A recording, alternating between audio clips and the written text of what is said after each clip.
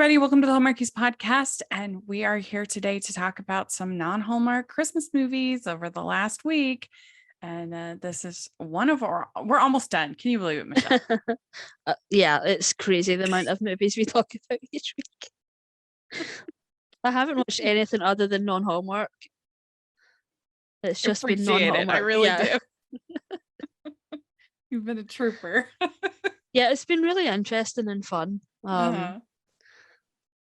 Just focusing on one sort of, yeah, I feel like sometimes when you just stick to Hallmark, it's kind of hard to look at anything else because it's such an established brand. Yeah. And I know that Lifetime is as well, but it feels like Hallmark is the one that sort of has become such a part of pop culture, and people that don't pay attention to it the rest of the year, that's the one that people pay attention to. So it has been nice to just look at other networks, and it's not been fun looking for them over here, I have to say. Yeah. I'm so thankful to Rachel and Hallmarkies podcast for providing screeners and things, but otherwise it would have been impossible. Well, thank you to Lifetime in particular for giving us the screeners. That has been so nice. We really appreciate it. Mm-hmm. Very much so. Yeah. Well, let's dive in. Let's talk about the movies this weekend. And let's start with one of the Lifetimes. This is Sensational Christmas. This was on the 8th.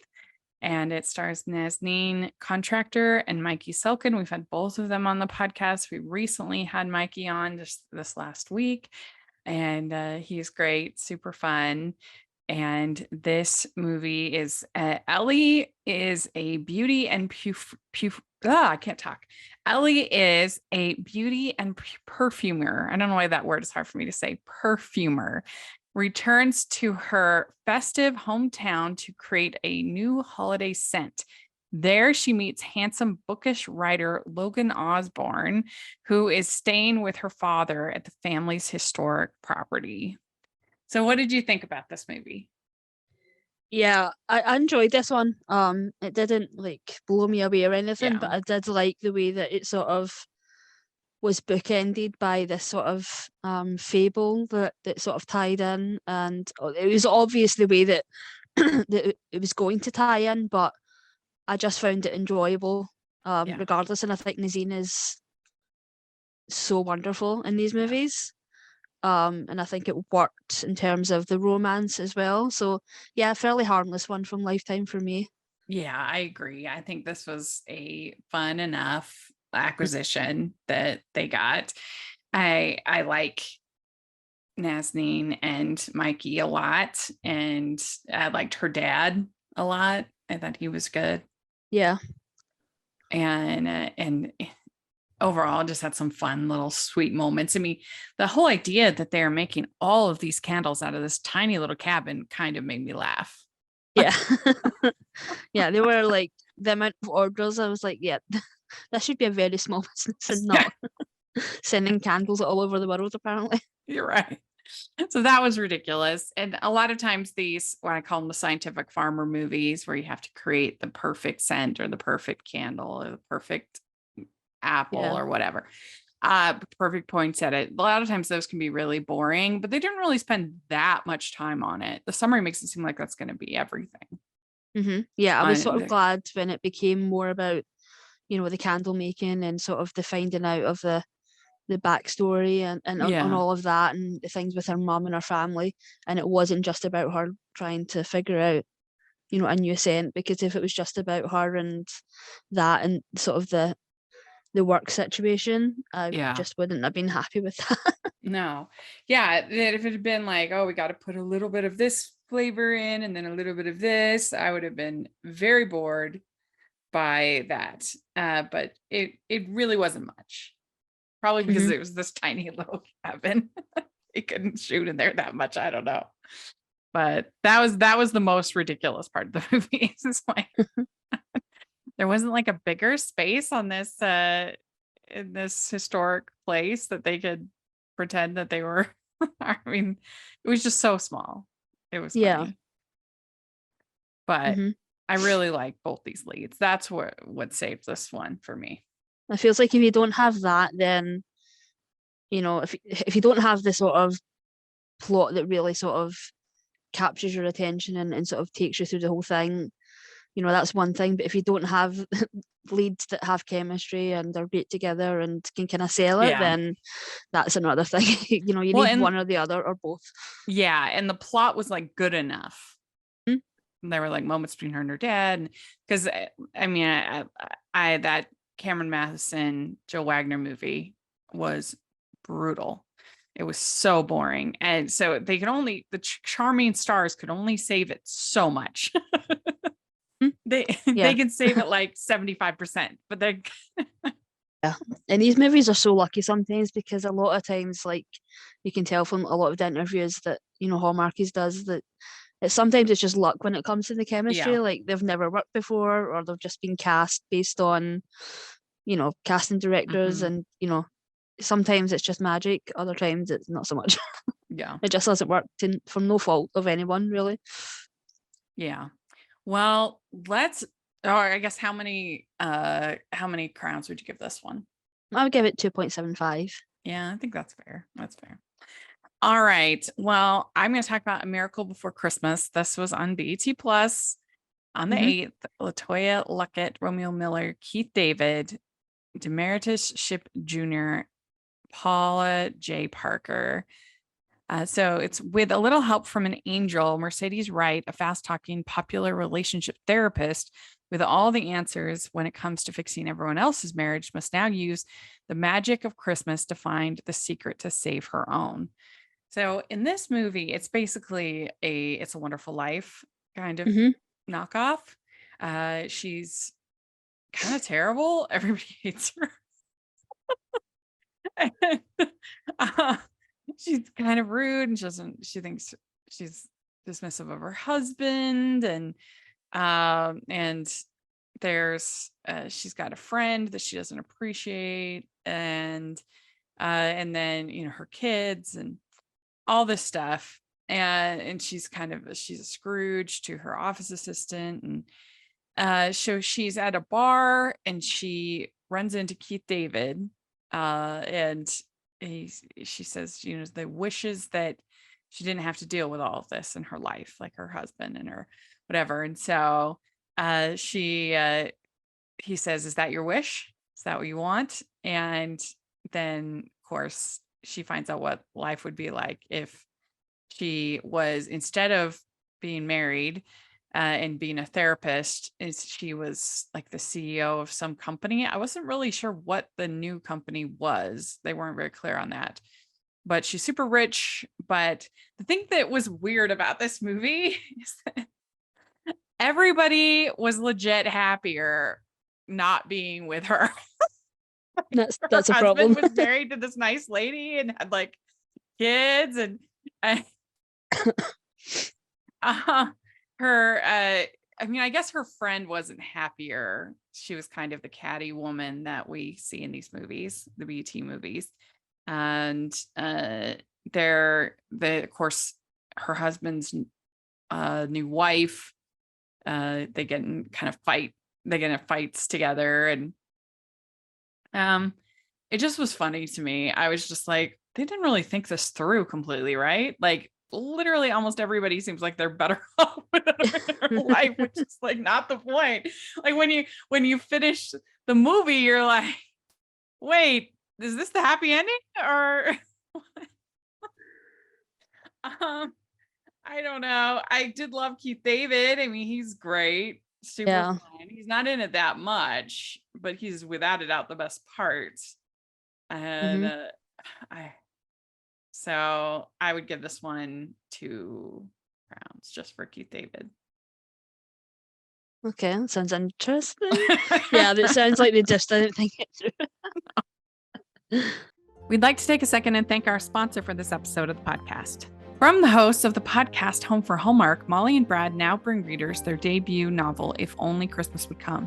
An instant Amazon bestseller, If Only Christmas Would Come transports readers back to Prince Edward Island during the era of Anne of Green Gables and features a strong-headed, cranberry farming, jeans-wearing heroine and a playboy with a family secret. Reviewers agree this book is a fluffy, steamy, predictable Hallmark movie masterpiece. If Only Christmas Would Come is available on Amazon and at Barnes & Noble now. Visit at Home for Hallmark for more info. That's at Home for Hallmark, and you can use our affiliate link in the description below. But anyway, let's continue on with a Lifetime movie. We have A Recipe for Joy. This was on the 9th, and it stars Aaron Agostino and Dylan Casey. When ambitious food correspondent Carly gets a shot at her own TV show, she's sent to Angel Heights to help attention-shy chef Grant reopen his family's beloved diner and film it as a holiday special pilot. So what did you think about this? Yeah, I didn't like this one. It's a food one, so yeah, I think we've established that I'm not a fan of like the restaurant-based dramas. It's just not for me. I'm not too familiar with Aaron, but I do know Dylan from a few different TV shows, and I really like him. But I just felt like he was just mean in this movie, like for too long. Yeah. And it just, yeah, I just didn't buy them as romantic interests. Yeah, he just was unlikable, which is not what you want in these films. Yeah, I And mean, yeah. I thought both of them were okay. Mhm. I would have liked to have seen them in a different movie. Mhm. I can see they have talent. Yeah. But yeah, it was pretty boring. It just not a whole lot happened. And yeah, the food movies, sometimes I like the food movies, but they seem to have been particularly bad this season, this holiday season. Mhm. Yeah, There's it was not nice to a good see like one. yeah, it was nice to see Corey Lee. Sort Yeah, of that's the the best one yeah, that was the best one. Yeah. for sure. Yeah, I'm trying to think if there were any others. Not for me. Yeah, there were like montages that were fun of cooking and baking, but like as a theme, I mean, maybe Kismet cookies if that counts, but I can't think of any others. Yeah, this one wasn't great. It wasn't Mhm. great. I would give it 2. Yeah, I'm giving it to yeah. And I felt like the fake snow was egregiously bad in this movie. Yeah. It was really bad. Yeah. Uh, Sometimes I'm so blind to it now. I've watched so many of these movies. uh-huh. I feel like I'm blind to the snow. So but yeah, when someone says, unless it's like really, really bad, I don't tend to notice it as much. But yeah, Mhm. it's just I will take fake snow over CGI snow any day. Yeah, that's true. I agree with you there. Yeah. I stopped looking for her, and that it was on the 9th, Apple TV, Olivia Buckle, Alexandra Swearens, and it's Taylor's headed home for the holidays, and her family is finally ready to meet her girlfriend, Jess. The only problem is Jess isn't really her girlfriend. Taylor holds open auditions for someone to play the part for the holidays. So tell us about it. Yeah, I was really, really excited for this one, and I also will say it's free to watch on Tubi with ads. Hmm. So if you just want to, watch it with ads, that's an option. So yeah, I was really excited for this. I'm a really big fan of Alexandra Swearens. She's a filmmaker who she pretty much writes, directs, and stars in all of her stuff. So she has like a web series. This is her third feature, and her second Christmas Oh, that's movie. cool. Yeah, so she's sort of one of those people that sort of recognized that people weren't making content for her community and sort of stepped up and sort of made her own. Hmm. And I think very successfully. So she had a movie in I think 2019 called City of Trees, and it was sort of very indie, very sort of mumblecore, sort of like in the style of like I'm trying to think like Joe Swanberg type of mumblecore. Um, and it's a romance that takes place at Christmas, but Christmas isn't really the focal point. And so in this one, it is a much more TV movie polished, Yeah, okay. G rated. Like she's basically trying to make like a Hallmark or a Lifetime type of movie. I'm And surprised they what's didn't in put Christmas in the title. yeah, yeah. Like looking for her, that's not very Christmassy. Yeah, I'm glad they changed the poster because they had like a production poster that wasn't had any Christmas in it at all. So I'm glad they Mm, changed the poster at the very least. So yeah, this is her trying to make or making a Hallmark or a Lifetime type of movie. And what's I think the best part about the film is that she not only cast herself, but she cast her co-star that was in City of Trees. So they have really great chemistry, and I think that is probably the mm, best thing in this movie. The frustrating thing is it feels like she's sort of looked at these types of movies, these made for TV movies from a few years ago. It feels very sort of mid 2000s type of movie. We've seen such great, steps in terms of, the way that they use a lot of these tropes in the creative ways because, there's so many of these movies and they've just had to be creative at this point.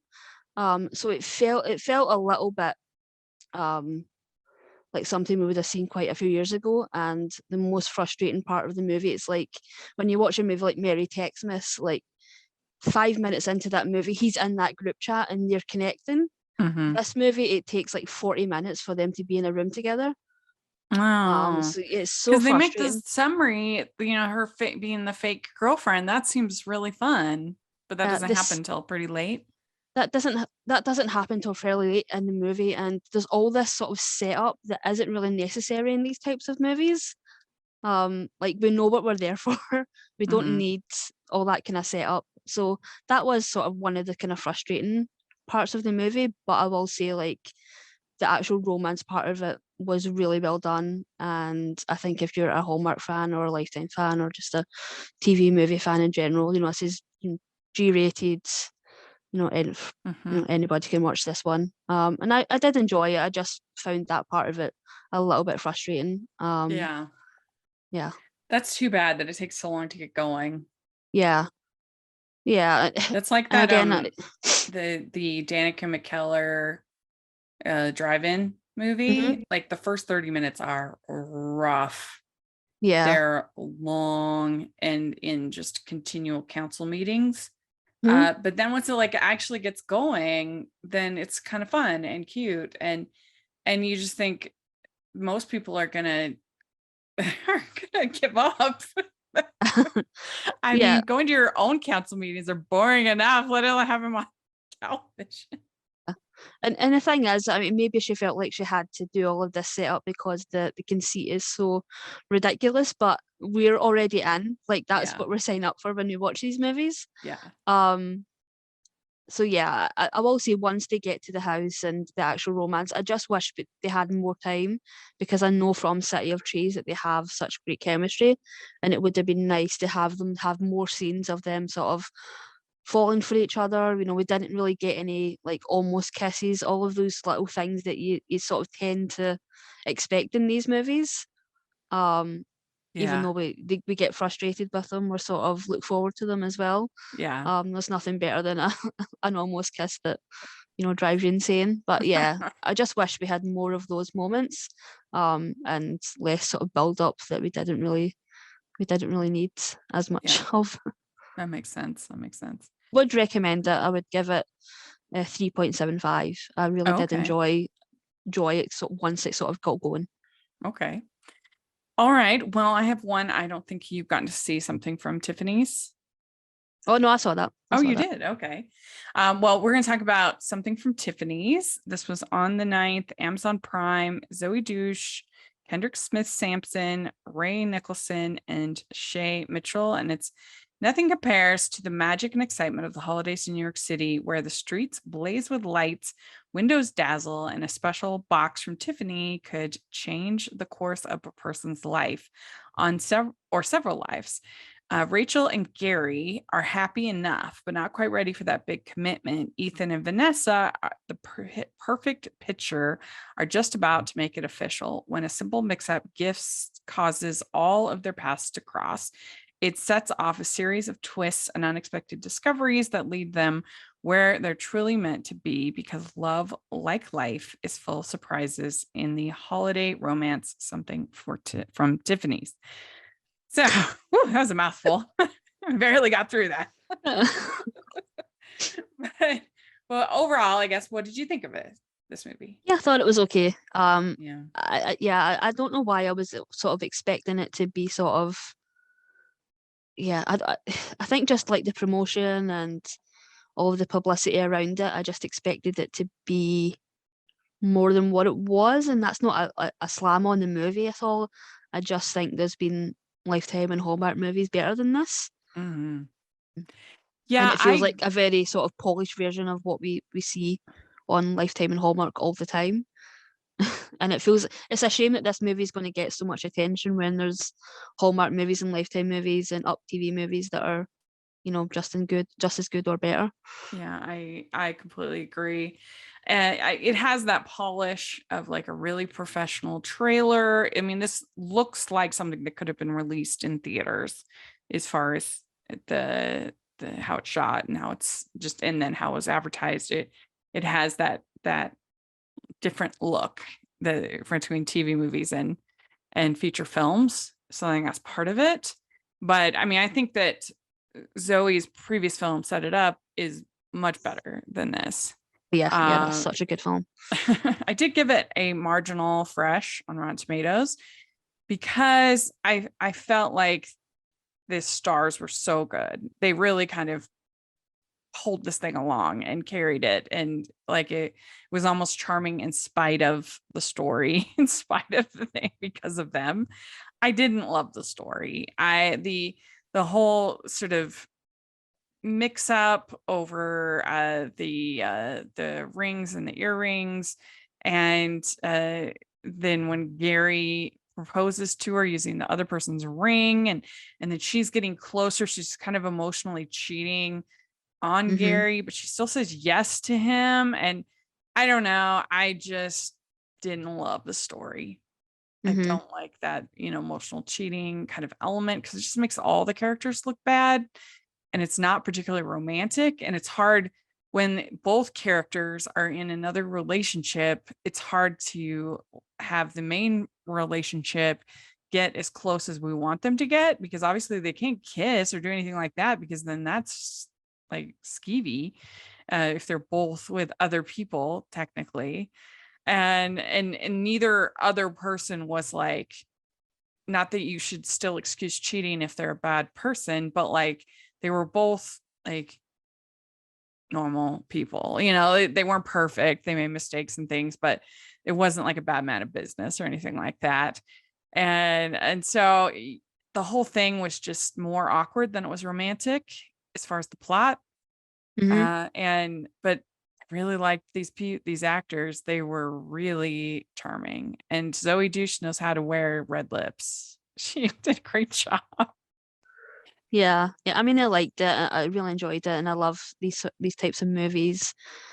Set in winter in New York. I feel like it's so magical, and I feel like the movie done a great job of you Yeah. portraying that. And I will say, like Gary, like Ray Nicholson is just perfectly cast. He's so annoying in this movie. He's like, yeah, just like so well cast. I did in Everybody, the end like it. I just feel like it could have been so much better. It had so many ingredients to be like amazing. I just didn't love the story that they picked. yeah, I agree. So I would give it 3.25. Yeah, I'll give it 3.5. Yeah, I'm kind of there with you. Yeah. Yeah. All right. So then we have from Lifetime, we have Kirk Franklin's The Night Before Christmas. This was on the 10th, and uh, it stars Naturi Naughton, Laura stars Naturi Naughton, Gloria Turner, Luke James, Aspen Kennedy. And it's caught in a blizzard on Christmas Eve. A strange mother and daughter, Journey and Nia, are forced to take refuge inside a church. There, they meet handsome youth pastor Adam and a heavenly music teacher, played by Kirk Franklin, who motivates the mother and daughter to reconcile their differences. Well, This one I thought was actually pretty disappointing. I really enjoyed the one last year. I thought it had a really good story about this youth pastor coming in to that she's going to be leading the choir, and she's really nervous about it. New pastor, and the music was all really good, and there was nice chemistry. This one, I just didn't love the story. Again, I mean, I liked it being about this mother and daughter, but the whole romance just felt so contrived to me. And that, like, that everything that supposedly happens on this one night, there's this singer that comes that ends up there as well. And I don't know. I just thought this was a major downgrade from last year. Yeah, I agree. I just actually got finished watching this not too long ago. I didn't read the plot. I just knew that it was, you know, a sequel or a sort of unconnected sequel to last Yeah. year's movie. I agree. Last year's movie was incredible. It completely blew me away, especially the Yeah. music. I was excited when I saw that Notori Norton was in this because I do like her. Um, and I love her voice. But yeah, the music was such a letdown in this one for me. I didn't love it. Um, and I think once I realised that it was all set over one night, I just felt really disappointed. That's such a tough task to have two characters fall for each other and make it believable Yeah.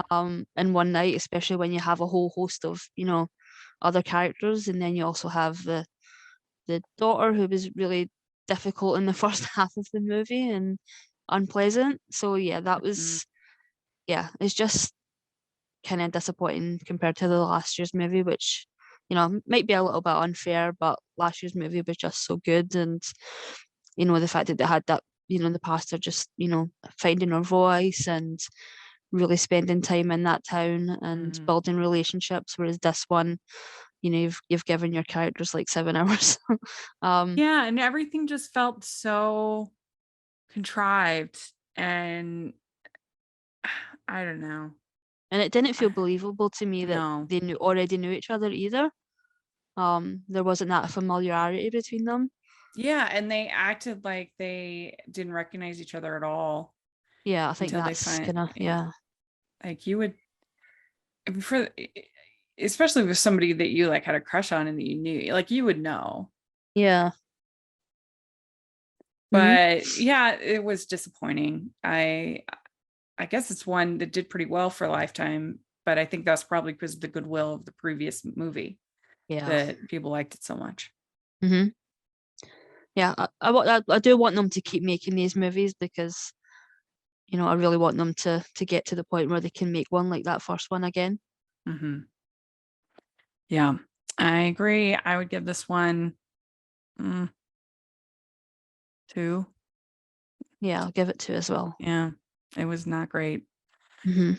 All right. Well, then the next one I'm going to talk about is called Holly and the Hot Chocolate. And this is on QVC Plus. Yes, everybody, we have a movie from QVC. Everybody's getting in on the Hallmark than the Christmas movie. Yeah.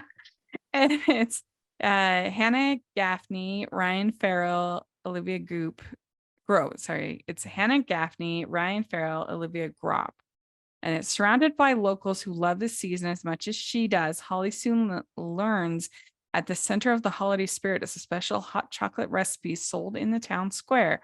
With the help of a charming, albeit humbuggish, tow truck driver, Holly gets to experience firsthand why Pine Falls is one of the best Christmas towns in America and what makes their hot chocolate so magical. So this was actually a brilliant idea on the part of QVC because they were able to anybody, if you wanted to watch the movie was free, but you had to Mhm. enter your email into QVC Plus. And so now I'm probably going to be getting till the end of eternity going to be getting emails from QVC Plus because I watched this movie. 10 emails a day. Hope Yeah. it's worth it. And so that what a smart idea. Like that was clever. Very clever. But yeah, and it wasn't bad. It was fine. This movie was it was just self-aware enough to be kind of funny because you had this humbuggish character, as they call in the summary, that was, again, just kind of self-aware enough of all the tropes and all the kind of commenting on everything that it was pretty funny. And I mean, I guess I went into this with like zero expectations, but it was surprisingly funny and cute. And I mean, it is completely predictable, of course. But and it has the I forget his name and I'm not finding it on the IMDb, but it has the QVC chef guy. Excuse me. And for like, he's the one that runs the hot chocolate business or whatever. And what is his name? Let's see if I can find it real quick. David Venable is his name. Yeah. So anyway, it's surprisingly cute. They picked a good one. So I mean, I'd give it like a 3.5. It's not like one of the best of the year or anything like that. It's but it was, again, just self-aware enough to be funny that I actually enjoyed it. So you want 10 QVC movies? Please no, please. Oh my gosh. Careful what you wish for. Yeah. You're like, oh, we got a positive review from a Ho, ho, ho. We'd like to take a second and thank our sponsor for this episode of the podcast. It's the Hallmarkies Patreon. Do you love Hallmarkies podcast, especially at Christmas? Do you enjoy the holiday previews, recaps, interviews, and bonus episodes? If the answer is yes, please consider supporting the Hallmarkies Patreon. We need your help to do what we do both during the Christmas season and all year round. But not only do you help a podcast led by strong, independent women by becoming a Patreon, you get to become a part of the Hallmarkies family. Starting at only $2 a month as a patron, you will have access to our Facebook Patreon group where we talk about the movies, shows, and more all year. We also have many monthly patron watch-alongs with guests like Lacey Chabert, Natalie Hall, Paul Campbell, Mary Lou Henner, and more, giving their behind-the-scenes details of their films. As a patron, you also have the chance to provide input into the podcast and even join us at different tiers. So this Christmas season, spread some cheer to the Hallmarkies Patreon and become a member today. You won't regret it. Go to patreon.com/Hallmarkies to learn more. That's patreon.com/Hallmarkies. Everybody must love it. Yeah. I mean, it was definitely better than any of the movies on Discovery Plus, which were also kind of food related. Oh, interesting. Food or housing related. This one was definitely better than any of those, in my opinion. So there we go. All right, let's talk about The Last Lifetime. We have Single and Ready to Jingle. This is on the 11th. It stars Natasha Wilson, and it's Emma, an SVP of a successful toy company in Chicago, spends all year focusing on Christmas and never has time to date. While she means to book a non-Christmas getaway on a tropical resort, she accidentally ends up in a town devoted to everything Christmas. So we had Natasha Wilson on the podcast. She was hilarious. I really enjoyed her. And so, yeah. But what did you think overall of the movie? I really like this one. I thought the banter and the chemistry between them was really good. I will say, if you're in the UK, you can watch this on Paramount Plus. It's called Destination Christmas on there. Oh, okay. So if you're looking for it and you want to see it, I would highly recommend this one. I feel like this is probably my favorite from Lifetime this week. Yeah, no question. For me, I agree. You know, it's nothing special in terms of like the story and what have you, but I will say just the chemistry and the dynamic and the banter between them. I feel like they really sold it and they really did a good job.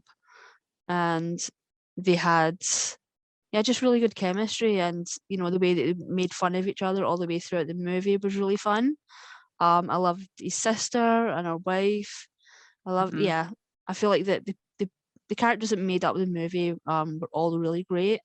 And even just the sort of conceit of her ending up in the wrong St. John's was kind of hilarious, and I thought she sold the physical comedy really well. Yeah, I enjoyed Yeah. this one. Definitely the best from from Lifetime. Yeah, I agree. It definitely was the best from Lifetime, and they had good chemistry. And I feel like I've seen Edward Ruddle on a bunch of like Up TV and other movies. But this was, I think, my favorite of that I've seen him. They had a nice kind of slight enemies to lovers kind of arc. Yeah, they went about as far as they could probably go with that one. Lifetime. Mhm.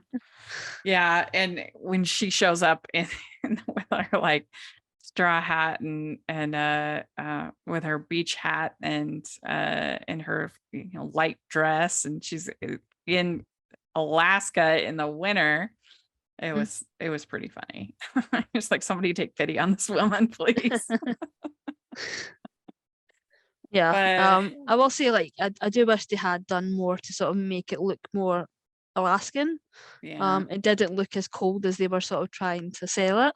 Mhm. Maybe they just weren't filming it during winter, you never know. But I yeah. forget what she said. I know we talked about that, but I can't remember what she said when it was filmed.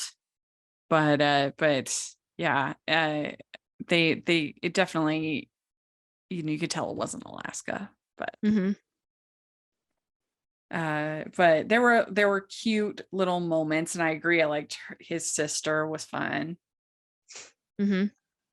And I liked too that they didn't really make her like a bad person because she's, like dedicated to her job. Yeah.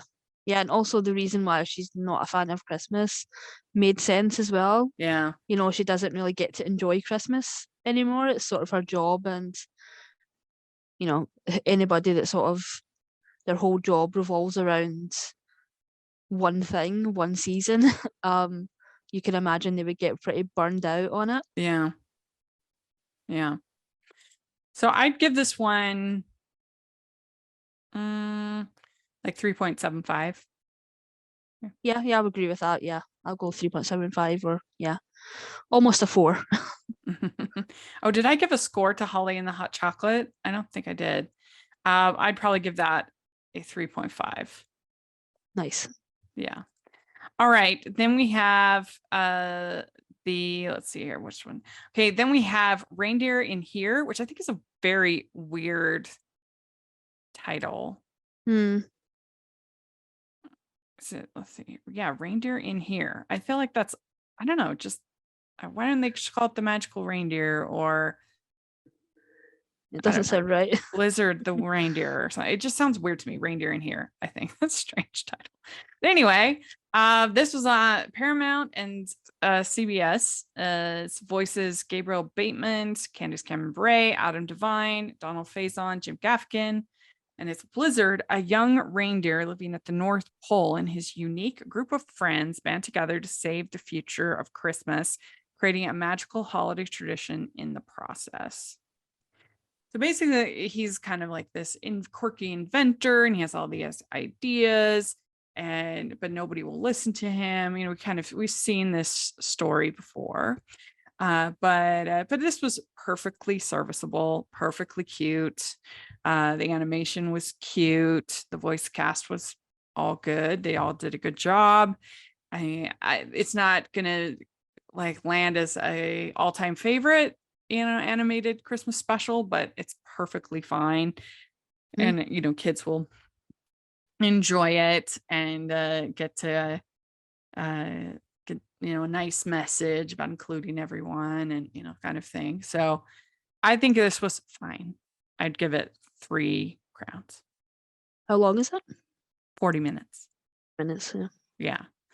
So, and that was good. They didn't try to stretch it to longer, because like they try to do sometimes with these animated Christmas. There's such a nice tradition of animated Christmas specials. That just recently we had the Angela's Wishes ones, which I love, on Netflix.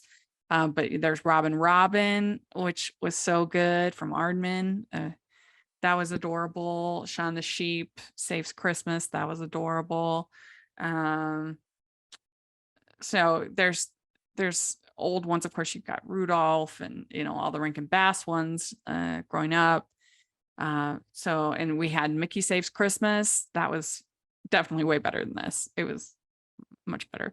But anyway, I just enjoy that as big animation fan. I always enjoy what the animated shorts are going to be that'll come out. So, all right. Then we have one that you saw that I didn't. This is Christmas. This is on the 9th, Sky TV. Alfred Enoch, Laura Aikman, Chris Dillon. This is a rom-com set in London during this Christmas season, following Adam and Emma on their daily commute from the village of Langton to London, where they meet the same passengers every day. So what did you think of this one? Oh, I really wish you'd seen this one. It's so good, Rachel. It's so good. It's so good. It's not even just looking at the poster, you think it's a romance of these people that meet on the train every day. It's not that. It is that, but it's mainly about the passengers themselves. There's maybe about 6 to 10 people, and we sort of follow them. So, and Alfred Enoch is so perfectly cast. So essentially, in the beginning of the movie, he feels very disconnected, and so he stands up in his carriage on the train and says he wishes he sees these people every day. He wishes that they could chat more, and essentially invites them all to a Christmas party, and they all obviously look at him like he's crazy, like he's totally lost the plot. But Kaya Scodelaro's character is just immediately charmed by him, and over the course of the movie, just by planting that little seed, all of these different connections start happening between all of the different characters. So you have a character like Dean, who's a young young man who strikes up this friendship with like an older man in his 70s who is very lonely, and has a lot of regrets, and that is just such a beautiful relationship. And it's really just about the connections that we make and how they are much easier to make at this time of year, because we tend to talk to strangers a lot more at this time of year. Just when you're out shopping or just standing at the bus stop or on a train. And the one thing about the main sort of romance between Alfie's character Emma and Adam is that they are both in relationships. So that is kind of like that stickler thing of like, why couldn't they just been single?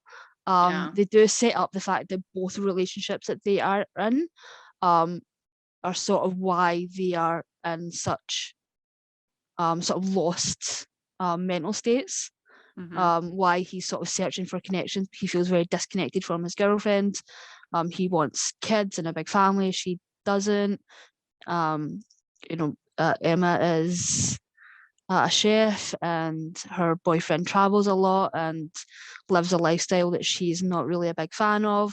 So you do get the sense that those relationships are doomed, and you don't feel too bad that they are starting to have feelings for each other. But yeah, I won't say too much. I don't want to spoil it, because I really hope you see this. And I want to everybody, see it. Yeah, everybody, please watch this movie. It's so lovely. I cried 3 times, and none of it was to do with the romantic parts of the movie. It was just so lovely and heartwarming, and everything Christmas should be about. Darn, Sky TV getting a good one. I want to so see good. it. Yeah, I think it's available in the US. I'm not sure. Is it Epix? EPIX? Let me see. It is available in the US. Someone did tweet about it being available in the US, but it is on a streaming network that you may have to pay for if you don't have it as part of your package. Oh yeah, Epix. I'll look into it. I'm gonna find a way. Oh, it's so good. Even if I have to sign up something for it's like made a week. It's made our top 10 very interesting, because I'm so torn on what to do. Oh no. On the placement. That's a good problem to have. Yeah, I've placed it, but I'm like, I definitely have to revisit some things before I like set it in stone. But yeah, I enjoyed it so much. I definitely have to see it for sure. Wish it had gone to the cinema, because I feel like it's definitely strong enough. I do find it hilarious that they filmed this movie during like the heat wave that we had this year that was ridiculous. Like London was basically Oh, melting. yeah. Like it was so hot. And yeah, that's when they filmed this movie apparently. And they did a good job of making it look as wintry as they could. But yeah, it's such a good movie, guys. Please watch it. That's so cool. Uh, We'd like to take a second and thank our sponsor for this episode of the podcast. It's the Hallmarkies merch store. Are you looking for that perfect gift for the postable, Hardy, or Hallmarky in your life? What about getting that t-shirt or hoodie that will help you stand out at your next holiday party? Now is the time to check out the Hallmarkies merch store. Full of festive designs by artists like Jessica Miller, Carrie from Hallmark Comics, and more. You can even have more than just shirts, but totes, cell phone cases, notebooks, mugs, and more. And it isn't just Hallmark. We have designs for Anna Green Gables, Man from Snowy River, The Nanny, and more. Every purchase at the merch store goes to help support the podcast and allows us to make the great content you know and love. There are frequent sales, so go to tpublic.com/stores/hallmarkies or see the link in the description. That's tpublic.com/stores/hallmarkies. you have one more that you got to see over there in the UK. You saw Prancer: A Christmas Tale, and this is on Universal UK. James Cromwell, Darcy Ewart, and Sarah Jane Potts, and it's 10-year-old Gloria and her recently widowed grandfather, Bud, befriend a mysterious reindeer when the family gather for Christmas. Bud comes to believe that Prancer may actually be magical, but Gloria fears his theory will send him straight to a retirement home. So of course, we know the original Prancer, Mhm. which is so good. How did this one turn out? Yeah, I really wish I had the time to go back because there's two Prancer movies, and I'm not sure if they're familiar. It's been so long since I've seen Prancer, Mhm. the first one, and I really don't remember the second one either. So yeah, this I've one never seen the is second one. yeah. There's another one. I'm assuming. That's the thing. I really wish I had gone back to find out if these are connected or Mm, it's sort of a similar, type of movie, just, different characters. But yeah, Prancer essentially causes an accident. James Cromwell character ends up in a car accident because Prancer flies over his car. And he ends up in the hospital, and he's sort of the matriarch of his family, and sort of all of his family descend on the family home, which has sort of fallen into disarray because Bud has lost his wife a few years previous and sort of has lost any sort of, I would say, not just Christmas spirit, but spirit in general. His home is a bit of a mess and he's at risk of losing it. And I will say this is a very family movie. It's definitely more for, sitting down and watching with the whole family. I think kids would really like it. Older kids. They did a really good job with Prancer himself. They use a real reindeer in the movie, so there's nothing sort of CG or fake looking or puppety. It's a real reindeer. And so yeah, Prancer sort of is throughout the whole movie, with his sort of magical, quote unquote magical powers. mhm. There's nothing outright. It's sort of hinted at and isn't really until kind of more sort of halfway through the movie that we sort of see him being, a magical reindeer, Yeah. for all intents and purposes. But yeah, Bud's family sort of descend on the family sort of home, including sort of his daughter, granddaughter, his son, and his family. And Bud and his granddaughter sort of become a little bit of a comedy duo. They go on adventures with Prancer and try to sort of find out why he's here. All the while sort of not knowing that he's essentially here to help Bud regain his Christmas spirit. The one thing that I didn't like about the movie is they make his son such a villain, to the point of just being ridiculous. Mm. They sort of have him hire someone to hunt down Prancer and kill Prancer, and it's like they took it way too far for me. They made him such a mustache twirling sort of villain. And it's like he starts treating his father like a child, Mm. and I feel like they just took it too far to sort of pull it back in the end, Yeah. which they obviously did. But I say all in all, it's just a really lovely family movie. Didn't really live up to my expectations, but yeah, I would give it maybe a 3.75. Mhm. Okay, so it sounds like a mixed bag, but still good. For yeah. Mhm. Cool. Well, you got all the good movies there in the UK. That one Seems was like. Sky TV as well. I think Sky TV Oh, is have it? done, Okay. yeah, they've done pretty well this year. Yeah, I I think just wish so. that they would make all of their movies available to the rest of the world, because we have Yeah. another one, an animated one. I think it's next week. Oh, really? Yeah. Oh, Which are pretty good cast as well. well, that'll be fun to get to hear about next week. What how you think of it? So, well, if you all have seen any of these movies, let us know in the comments what you think, what you would give them. We would love to hear your thoughts. And Michelle, where can people find you? On Twitter at Michelle R. Benson. Great.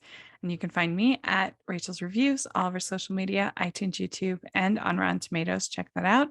Also, make sure you're following the podcast on Hallmarkies Pod and Hallmarkies Podcast. Except for Facebook, we still haven't figured that out. Don't follow us there. But everywhere else, we're our Hallmarkies Podcasts, and so check that out.